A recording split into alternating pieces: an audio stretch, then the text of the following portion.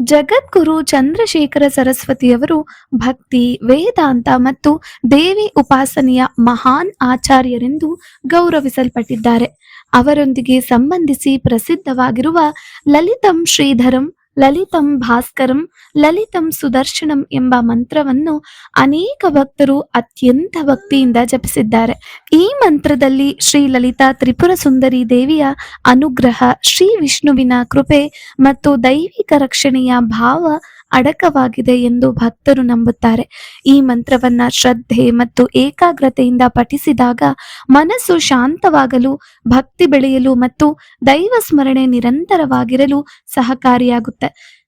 ಮಂತ್ರ ಜಪವು ಆಧ್ಯಾತ್ಮಿಕ ಸಾಧನೆಯ ಒಂದು ಭಾಗವಾಗಿದ್ದು, ಅದರ ಫಲವು ಭಕ್ತಿ, ನಿಯಮಿತ ಅಭ್ಯಾಸ ಮತ್ತು ಜೀವನ ಶೈಲಿಯ ಮೇಲೂ ಅವಲಂಬಿತವಾಗಿರುತ್ತದೆ. ಈ ಮಂತ್ರದಲ್ಲಿ ದೇವಿಯ ಕರುಣೆ, ಜ್ಞಾನ, ಪ್ರಕಾಶ ಮತ್ತು ರಕ್ಷಣೆಯ ತತ್ವಗಳನ್ನು ಸ್ಮರಿಸಲಾಗಿದೆ. ಶ್ರೀಧರಂ ಎಂಬ ಪದವು ಶ್ರೀಹರಿಯ ಕೃಪೆಯನ್ನು, ಭಾಸ್ಕರಂ ದಿವ್ಯ ಜ್ಞಾನ ಪ್ರಕಾಶವನ್ನು, ಸುದರ್ಶನಂ ದೈವಿಕ ರಕ್ಷಣೆಯ ಸಂಕೇತವನ್ನ ನೆನಪಿಸುತ್ತೆ. ಈ ರೀತಿ ಮಂತ್ರವು ವಿವಿಧ ದೈವಿಕ ಗುಣಗಳನ್ನು ಮನಸ್ಸಿನಲ್ಲಿ ನೆಲೆಗೊಳಿಸುವ ಸಾಧನೆಯಾಗಿದೆ. ತುಂಬಾ ಜನ ಭಕ್ತರು ಈ ಮಂತ್ರವನ್ನ ಪಠಿಸೋದ್ರಿಂದ ತುಂಬಾ ಪ್ರಯೋಜನಗಳಾಗಿವೆ ಅಂತ ಹೇಳ್ತಾರೆ. ಮನಸ್ಸಿಗೆ ಶಾಂತಿ ಮತ್ತು ನೆಮ್ಮದಿ ದೊರೆಯಲು ಇದು ತುಂಬಾ ಸಹಾಯಕ.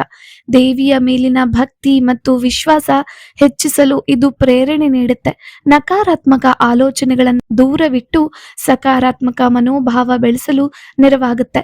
ಧ್ಯಾನ ಮತ್ತು ಏಕಾಗ್ರತೆಯನ್ನು ವೃದ್ಧಿಸಲು ಸಹಾಯಕವಾಗುತ್ತೆ.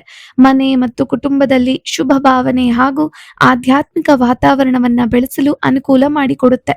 ಇದು ಮುಖ್ಯವಾಗಿ ಮಹಾಪೆರಿಯವರವರು ಆರ್ಥಿಕ ಸಂಕಷ್ಟದಿಂದ ಜನರನ್ನ ಪಾರು ಮಾಡೋದಿಕ್ಕೆ ಈ ಮಂತ್ರವನ್ನ ಸೃಷ್ಟಿಸಿದ್ದಾರೆ. ಈ ಮಂತ್ರವನ್ನ ಯಾವಾಗ ಜಪಿಸಬೇಕು? ಪ್ರತಿದಿನ ಬೆಳಗ್ಗೆ ಸ್ನಾನದ ನಂತರ, ಶುಕ್ರವಾರ, ಪೌರ್ಣಿಮೆ, ನವರಾತ್ರಿ ದಿನಗಳು ಅಥವಾ ಲಲಿತಾ ತ್ರಿಪುರ ಸುಂದರಿ ದೇವಿಯ ಪೂಜೆ ಸಮಯದಲ್ಲಿ ಧ್ಯಾನಕ್ಕೆ ಮೊದಲು ಅಥವಾ ನಂತರ ಇದನ್ನು ಜಪ ಮಾಡಬಹುದು. ಜಪ ಮಾಡೋ ವಿಧಾನ ತುಂಬಾ ಸುಲಭ.